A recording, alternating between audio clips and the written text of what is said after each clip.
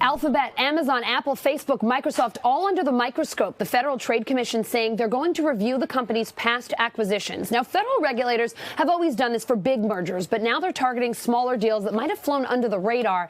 NBC technology correspondent Jake Ward joins us now. And Jake, tell us a little bit more about this announcement. How big of a deal is it, and why is the FTC going after some of those smaller deals? Here's what makes this so interesting, Allison. You're basically looking here not at these big acquisitions, right? Google buys Motorola for $12 billion. That's not what we're talking about here. We're talking here about tiny companies. So, for instance, imagine that you and a friend start a little company. You decide we're going to make a small startup, an app that just provides answers to questions. And we'll sort of crowdsource expertise and offer this service. And it starts to take off. It really starts to work. Well, then suddenly Google comes along and says, you know what? We're going to give you somewhere around $60 million for your two-person startup. And you go, well, okay, and you just get bought out. Well, that's what happened to a company called Superpod that had created this little Q&A company. Boom, they get picked up by Google last year, and they've been totally swept up into it. They put out a little post on their site that says, sorry, everybody, we're shutting down Superpod because now we're going to be part of this new, grander plan. Well, hundreds of companies have had that happen to them. And on the one hand, it's the dream of any startup founder, right, that you become part of a company like Google, that your little two-person startup gets tens of millions of dollars.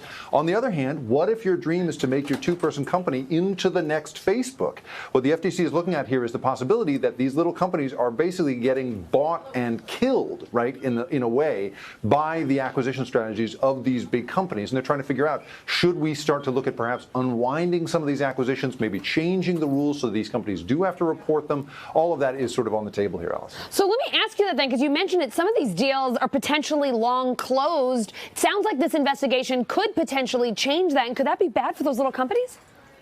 Oh, yeah. Well, it would be a mess, certainly, for the big companies that bought them. And if you are a little company who decided very happily, yeah, sure, we'll sell you our company for $60 million, and then suddenly you discover that the federal government might turn that around, yeah, I'm sure that's a total nightmare. On the other hand, I think the larger principle at issue here is this question of, if you are, you and a college roommate want to take on the world with your cool little startup, can you do that in this environment? Because when you look at the incredible list of companies that have been bought, I mean, everything from, video editing software to India's #1 train scheduling app. All of that is being purchased for these little amounts of money, swept off the table, and are no longer a competitive threat to these companies. That's what the FTC is worried about. So yes, absolutely. The ecosystem that we're in has been rewarding these companies handsomely. It's not like a fate worse than death. I mean, they're really having a great time when they get bought by these companies. But the question here is, can a smart idea rise to the top and join eventually the ranks of these big companies that now have come to dominate our lives in a world where acquisitions are the preferred way of establishing what critics are calling a kill zone around the competitive offerings of companies like Google, Amazon, the rest of them?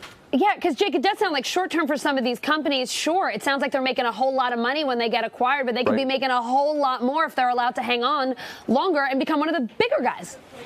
That's right. I mean, the mythology of the startup economy has always been that you've got a great idea. It doesn't matter who you are, where you're from, you can turn it into the next great company, the next great Facebook. But critics are arguing that in this new economy, especially one where tactics like strategic acquisitions along these lines, these small acquisitions, are just sort of allowed to go forward without being reported, maybe that mythology is dead. And so perhaps we need to, re-inject some possibility of competition into the American economy by doing this. Right now, if you have a company and you sell it to another company for less than $94 million, you don't have to tell anybody about it. You don't have to get FTC approval. In this case, the FTC is saying maybe we need to change the rules on that so that we can get the mythology of the startup economy alive and moving again.